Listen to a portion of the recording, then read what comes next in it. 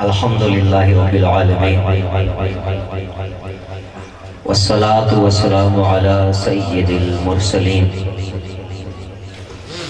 اما بعد فاعوذ باللہ من الشیطان الرجیم بسم اللہ الرحمن الرحیم الصلاة والسلام علیکہ یا رسول اللہ وعلی آلکہ واصحابکہ یا حبیب اللہ الصلاة والسلام علیکہ یا خاتم النبیین وعلی آلکہ واصحابکہ یا خاتم المعصومین۔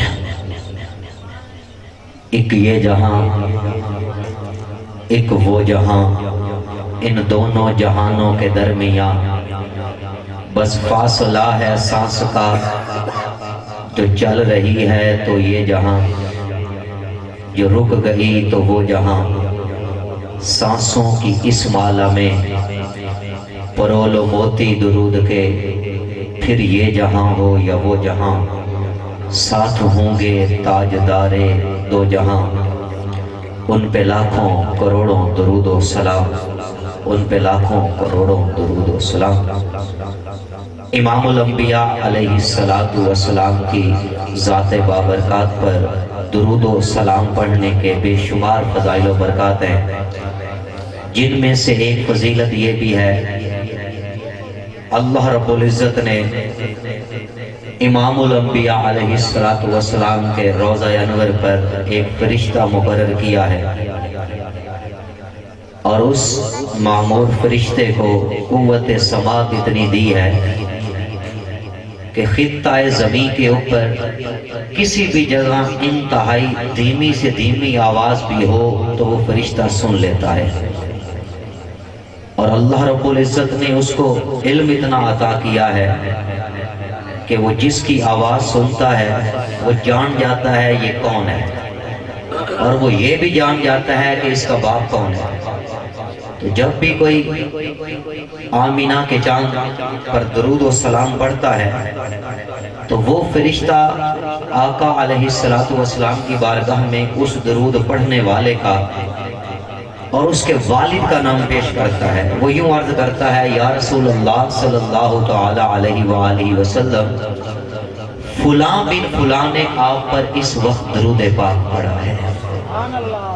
اب یہ کوئی چھوٹی سی فضیلت نہیں ہے، پتہ ہے وہ کتنی بڑی بارگاہ ہے کہ جہاں جب تو درود پڑھتا ہے تو تیرا تذکرہ ہوتا ہے۔ ہمیں کوئی آ کر بتا دینا فلاں آفیسر کی مجلس میں یا فلاں وزیر مشیر کی مجلس میں تیرا ذکر چھڑ گیا، تیری بات چھڑ گئی، یقین کیجئے مارے خوشی کے پاؤں زمین پر نہیں لگیں گے کہ یار اتنی بڑی کچہری، اتنی بڑی مجلس، اور اس میں میرا تذکرہ، اس میں میرا ذکر۔ اب سن، جب تو درود پڑھتا ہے تو تیرا تذکرہ کسی عام بارگاہ میں نہیں ہوتا، وہ اتنی بڑی بارگاہ ہے کہ بارگاہ خداوندی کے بعد کائنات کی عظیم ترین بارگاہ ہے کہ جہاں جب تو درود پڑھتا ہے تو تیرا تذکرہ ہوتا ہے۔ یہ بارگاہ کوئی عام بارگاہ نہیں، یہ وہی بارگاہ ہے کہ جس بارگاہ کے بارے میں امام غیرت امام احمد رضا خان بیان کر گئے کہ 70,000 صبح 70,000 شام، جو بندگی یہ رخ ظلم 8 بار کی ہے۔ یہ بارگاہ کوئی عام بارگاہ نہیں، یہ وہی بارگاہ ہے، یہ وہی بارگاہ ہے کہ جس بارگاہ کے بارے میں تاجدار بریلی فرماتے ہیں، با خدا خدا کا ہے یہی در، نہیں اور کوئی بفر مکر، جو وہاں سے ہو یہی آ کے ہو، جو یہاں نہیں وہ وہاں نہیں۔ امام احمد رضا کہتے ہیں کہ رب جس کو بھی دے گا اسی طرح دے گا، یہ کوئی عام بارگاہ نہیں، یہ وہ بارگاہ ہے کہ جس بارگاہ سے اگر محبت کی نسبت ابو بکر کی ہوتی ہے اللہ صدیق اکبر بنا دیتا ہے، اگر اس بارگاہ سے نسبت حضرت عمر کی ہوتی ہے اللہ فاروق اعظم بنا دیتا ہے، اگر اس بارگاہ سے نسبت حضرت عثمان کی ہوتی ہے اللہ ذوالنورین بنا دیتا ہے، اور اسی بارگاہ سے نسبت اگر حیدر کرار شیر خدا کی ہوتی ہے تو اللہ جو ہے وہ شیر خدا بنا دیتا ہے، اور اگر اسی بارگاہ سے نسبت ابو حنیفہ کی ہوتی ہے اللہ امام اعظم بنا دیتا ہے، اور اگر اس بارگاہ سے محبت کی نسبت اگر احمد رضا کی ہوتی ہے اللہ امام اہل سنت بنا دیتا ہے، اور اگر اسی بارگاہ سے نسبت عبد القادر کی ہوتی ہے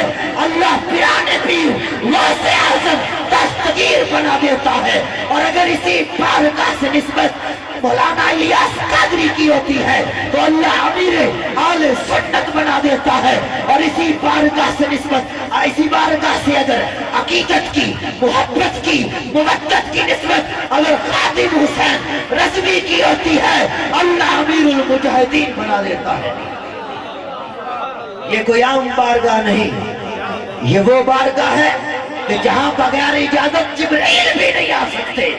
ये वो बारगाह है कि जहां 70,000 फरिश्ते दिन को हाजिरी दें, 70,000 फरिश्ते शाम को हाजिरी दें। और कैफियत ये है जो एक बार आ जाएगा क़यामत तक उसको दोबारा आने का मौका ही नहीं मिलेगा। अब सोच कि जहां मासूम को भी सिर्फ एक बार आने की इजाजत है, फरिश्ते को भी एक बार आने की इजाजत है, इतनी बड़ी बारगाह, कितनी खुश नसीबी की बात है जब बंदा दुरूद पढ़े तो उसका तज़किरा उस बारगाह के अंदर हो।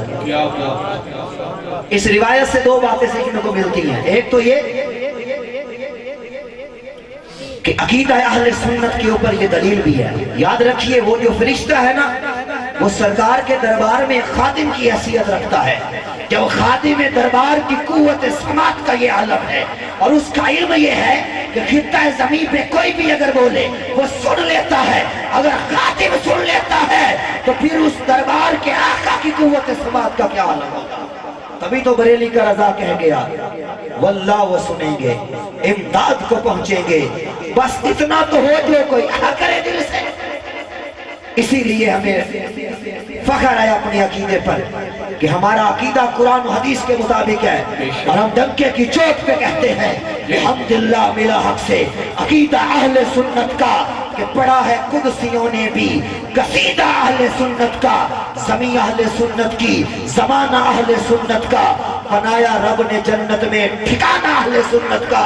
और किसी की एड़ की जानिब नहीं उठती नजर अपनी, खुदा ने भर दिया इतना खजाना अहले सुन्नत का। तो पता चला दरूद पढ़ना ये कितनी फजीलत की बात है। असूल बरकत के लिए फिर पढ़िए, अस्सलातु वस्सलामु अलैका सय्यदी रसूलुल्लाह, अस्सलातु वस्सलामु अलैका या खातमुन नबिय्यीन व अला आलिका व अस्हाबिका या खातमुल मासूमीन। असूल बरकत के लिए की बात, ये महीना चूँकि गौसे आज़म का महीना है, आपका खुसूसी तौर पर इस महीने में जिक्र किया जाता है, तो इसी सिलसिले में एक ही बात आपके सामने, जब अहले सुन्नत अहले मोहब्बत सरकार गौसे आज़म की शान बयान कर रहे होते हैं, आपकी फजीलतें बयान कर रहे होते हैं, तो वहाँ एक करामत का तज़किरा भी करते हैं कि गौसे आज़म ने एक बुढ़िया खातून के जिसके बेटे की बारात डूब चुकी थी, कई सालों के बाद उसकी डूबी हुई बारात को जिंदा कर दिया। जब अहले मोहब्बत गौसे आज़म की ये करामत बयान करते हैं तो अहले नजदियत के अंदर एक तूफान बर्पा हो जाता है। वो कहते हैं ये कैसे हो सकता है, एक बारात डूब गई, उनके अज़ाब भी अब तो बिखर चुके होंगे, और जिन मछलियों ने उनके अज़ाब खाए होंगे अब तो वो भी मर चुकी होंगी, फिर ये कैसे हो सकता है कि गौसे आज़म जो है वो इतने सालों से डूबी हुई बारात जिंदा कर दे।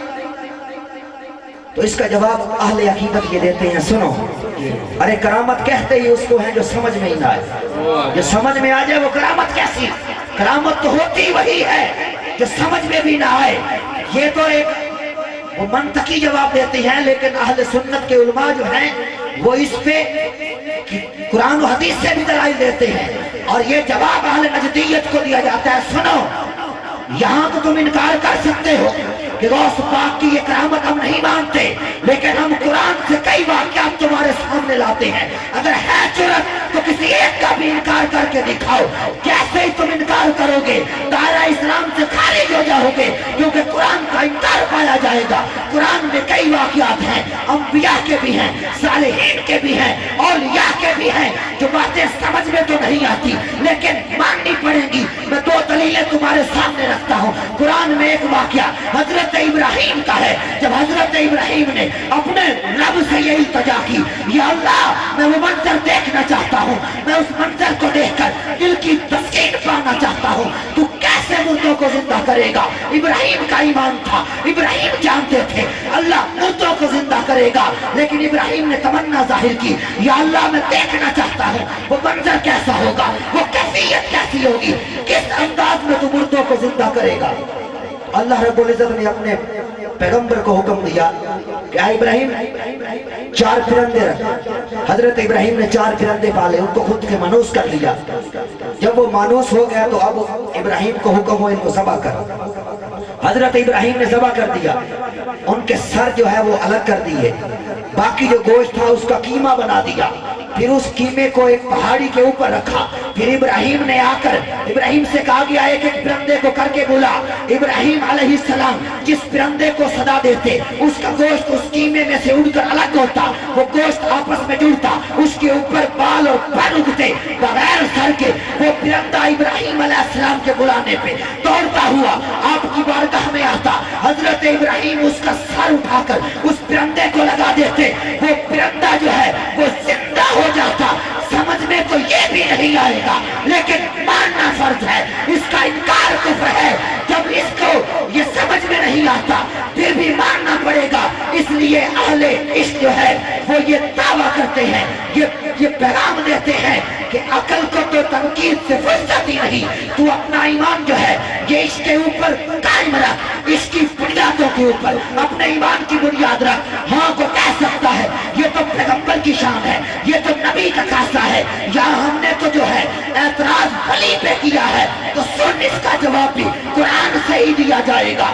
سن ایک پیغمبر گزرے ہیں جن کا نام حضرت سلیمان علیہ السلام تھا۔ جب حضرت سلیمان نے حکم دیا، اپنے جو ان کے صاحبین ان کے ساتھ تھے، ان کے امتی ان کے ساتھ تھے، ان کی مجلس لگی ہوئی تھی، حضرت سلیمان نے حکم دیا کہ کوئی ہے جو ملکہ بلقیس کے پہنچنے سے پہلے ملکہ بلقیس کا تخت جو ہے وہ یہاں لا کر رکھ دے۔ ایک جن نے کہا حضور اتنا ٹائم مل جائے تو میں لا کے رکھ سکتا ہوں، آپ نے فرمایا نہیں، اس سے بھی جلدی۔ تو آپ کا ایک امتی جو جن نہیں تھا، جو فرشتہ نہیں تھا، آپ کا امتی تھا، وہ کھڑا ہوا، اس نے کہا حضور اگر اجازت دیں میں پلک جھپکنے سے پہلے ملکہ بلقیس کا تخت جو میلوں کے فاصلے پہ تھا وہ آپ کی مجلس میں لا کر رکھ سکتا ہوں۔ اور پلک جھپکنے سے پہلے اس امتی نے ملکہ بلقیس کا تخت جو میلوں کے فاصلے پہ تھا وہ آپ کی مجلس میں لا کر رکھ دیا۔ جب سلیمان کے امتی کو یہ طاقت ہے، سلیمان کے امتی کو یہ اختیار دیا گیا ہے، وہ میلوں کے فاصلے پہ پڑا تھا، پلک جھپکنے سے پہلے سلیمان علیہ السلام کی مجلس میں پیش کر سکتا ہے، تو پھر جو سلیمان کے بھی آقا ہیں، جو سلیمان کے بھی سردار ہیں، جن کے صدقے میں سلیمان کو مقام نبوت پہ فائز کیا گیا ہے، تو پھر اس امام الانبیاء کے امتی کے پاس کیا اختیار نہیں ہوگا، کیا طاقت نہیں ہوگی؟ جب سلیمان کا امتی پلک جھپکنے سے پہلے میلوں کے فاصلے سے تخت لا سکتا ہے، تو پھر نبیوں کے سلطان کا امتی غوث اعظم سالوں سے ڈوبا ہوا بیڑا زندہ